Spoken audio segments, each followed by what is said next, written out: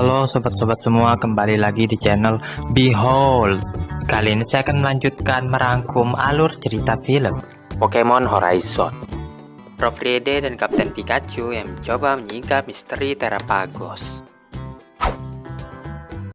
Liko dan kawan-kawan yang mencari Pokemon misterius bertemu dengan kembarannya yang penampilannya hampir mirip seperti mereka. Orang-orang itu menjelaskan mereka tersesat di dalam hutan yang berkabut. Sesampainya di tepi sungai yang ada pohon besarnya, mereka pun memotong batang menjalar yang ada di situ, tanpa mengetahui bahwa itulah yang menyebabkan mereka dikejar-kejar oleh Pokemon misterius tersebut. Singkat cerita, Liko dan kawan-kawan pun masuk ke dalam hutan yang berkabut tadi, dan tak lama kemudian, Pokemon misterius itu menampakkan dirinya. Anilhep mulai mengamuk dan menyerang mereka, dan karena tidak bisa melakukan perlawanan, maka mereka pun milih mundur.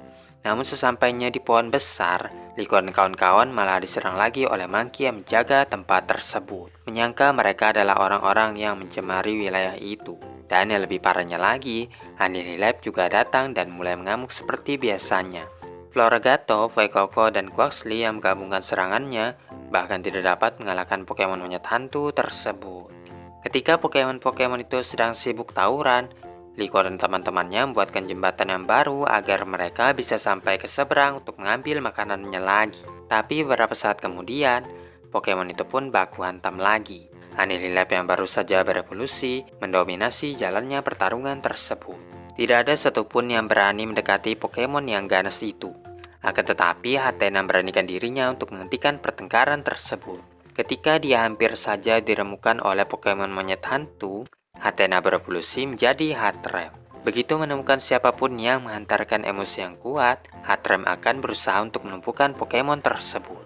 Heatran memukul Pokemon monyet hantu satu persatu, sampai mereka semua bonyok dan kalah.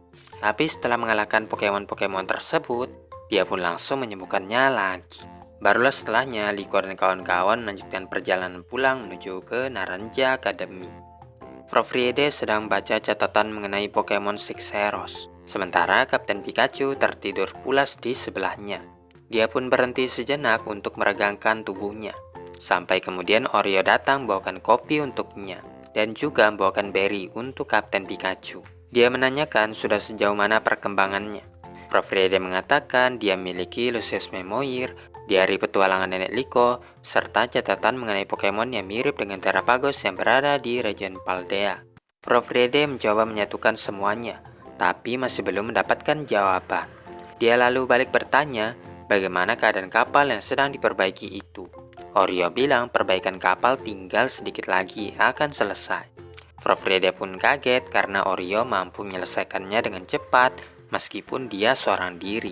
Bukan hanya itu, dia juga memasang bus pada kapal tersebut, membuat mereka bisa melakukan perjalanan dengan kecepatan yang tinggi.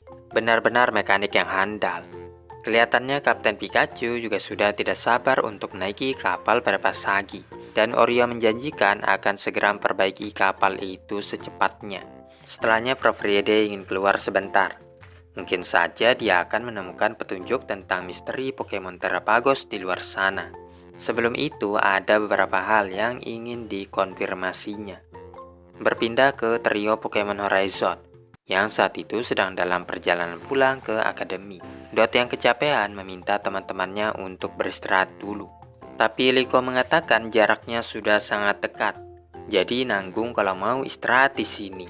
Setelahnya ada seseorang yang memanggil namanya, yang ternyata itu adalah Anne. Sudah lama sekali mereka tidak bertemu semenjak pertandingan di sekolah. Anne pun menanyakan apakah mereka sedang dalam perjalanan menuju ke akademi juga. Karena kebetulan dia hendak ke sana juga, karena telah menyelesaikan ujian dasarnya. Anne terkejut setelah melihat Pokemon-Pokemon Liko dan Roy yang telah berevolusi. Bahkan ini pertama kalinya dia melihat Terapagos.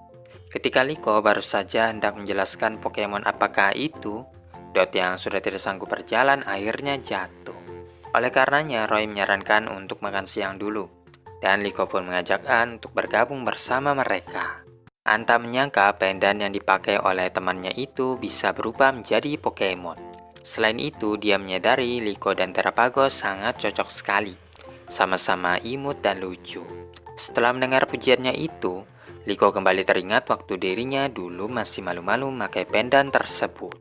Namun An mengingatkan bahwa dia sangat cocok untuk memakainya. Berlayar menggunakan kapal terbang sambil melakukan petualangan yang epik bersama teman-temannya. An jadi ingin menggantikan posisi Liko. Dan Roy mengatakan mereka masih akan pergi lagi ke tujuan yang baru. Ketika ditanya mau pergi kemana lagi, Liko menjawab mereka akan pergi ke tempat yang sangat jauh sekali untuk mengantarkan Terapagos ke tempat tersebut. Itulah alasannya mengapa mereka mengikuti ujian terastal Pokemon, agar mereka menjadi semakin kuat dan bisa melindungi para Pokemon. Han menyadari Liko mengalami banyak perubahan. Dia terlihat jauh lebih percaya diri. Dan pastinya itu karena pengaruh dari teman-temannya. Tapi karena dia adalah sahabat sejati Liko, maka dia juga akan menjadi teman dari temannya Liko. Namun perlu diingat, An tidak akan berdiam diri saja. Dia akan buktikan kemampuannya di Pokemon League. Tiba-tiba Tingkating mulai mengejar Dewot untuk menghancurkan cangkang kerangnya. Dan trainernya segera mengatasi masalah tersebut. Liko mendapat panggilan dari Prof. Rede, mengatakan mereka sedang dalam perjalanan pulang dan sebentar lagi akan tiba di kota terdekat.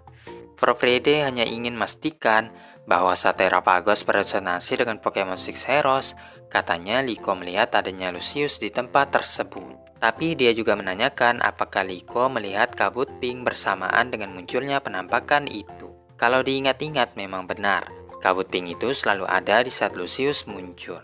Jika hal ini terjadi, ini bisa menjadi petunjuk untuk menyelesaikan misteri Terapagos dan Rakua. Prof. Riede akan segera menghubungi jika dia mendapatkan sesuatu lagi, memberi semangat untuk menyelesaikan latihan terastal Pokemonnya.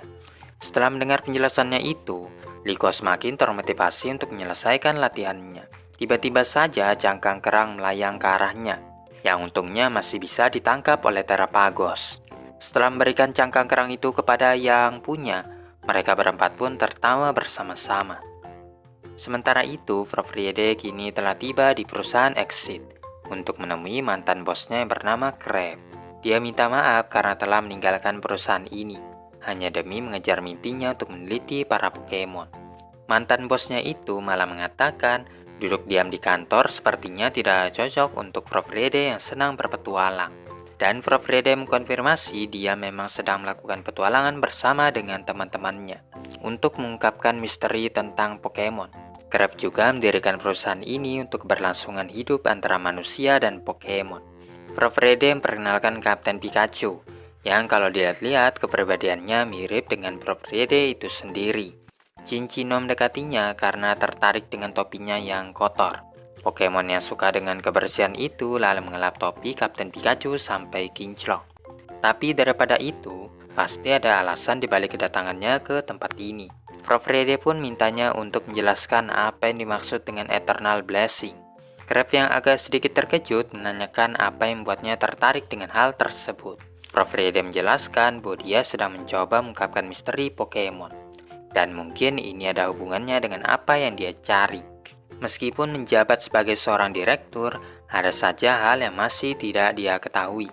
Oleh karenanya, dia pun berikan ID card Prof. Riede yang digunakannya saat masih bekerja di tempat ini. Hanya inilah yang bisa dia lakukan untuk membantu mantan rekannya tersebut.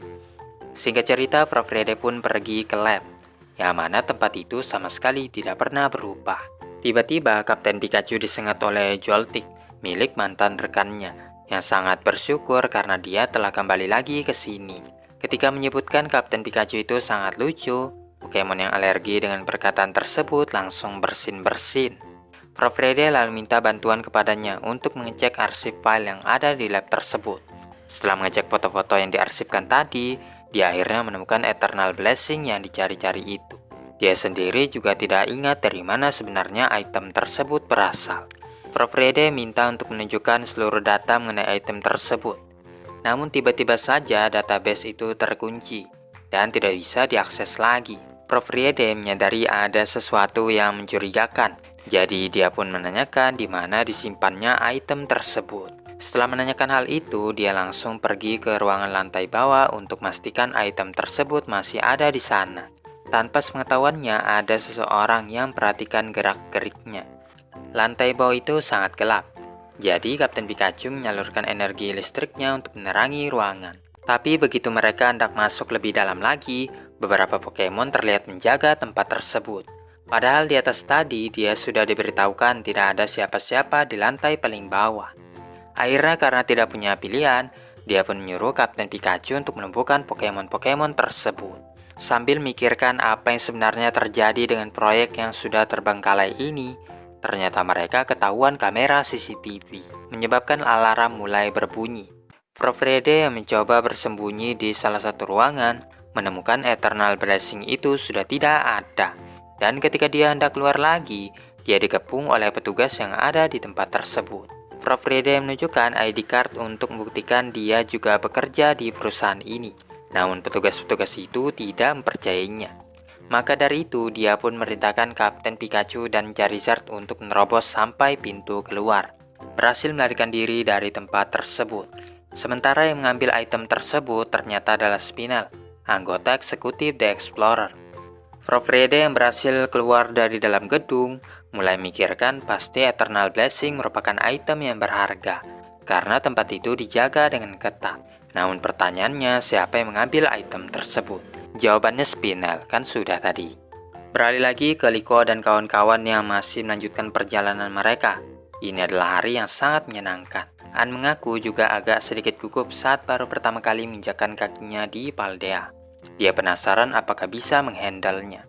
Dan Liko mengatakan dia juga merasakan hal yang sama waktu pertama kali pergi ke Kanto. Sepertinya semuanya juga merasakan hal yang sama saat mencoba sesuatu yang baru. Tapi dengan adanya Pokemon yang mendampingi di samping mereka, kini mereka sudah tidak takut lagi. Dan juga kalau dipikir-pikir, jangan-jangan Terapagos yang malahan mengajak mereka semua untuk datang ke tempat tinggalnya. Setelah melalui perjalanan yang cukup jauh, akhirnya Liko dan kawan-kawan melihat sekolahan mereka lagi, yang menandakan mereka telah sampai di Naranja Academy. Sementara itu, di markas besar The Explorer, terlihat Amesio yang sedang memenuhi panggilan Master Gibeon, yang merupakan kakeknya sendiri. Dia minta untuk mengumpulkan lebih banyak lagi Eternal Blessing atau disebut juga Rakorium.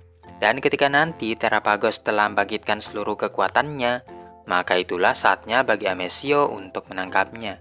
Amesio yang telah mendapatkan mandat dari kakeknya akan menjalankan tugas dengan sebaik-baiknya. Hamber merasa bangga dengan Amesio, yang tanpa ragu-ragu langsung menyetujui perintah Master Gibeon. Dan Amesio mengatakan dia tidak sama seperti ayahnya, dan akan menyelesaikan tugas dari kakeknya tersebut. Setelahnya dia mendapatkan laporan dari anak buahnya, yang mengatakan Spinel mulai bergerak. Orang itu terlihat sedang mengendarai mobilnya menuju ke suatu tempat. Amesio menyuruh mereka untuk jangan bertindak gegabah, karena dulunya dia gagal menangkap Shiny Rayquaza, tapi kali ini hasilnya akan berbeda.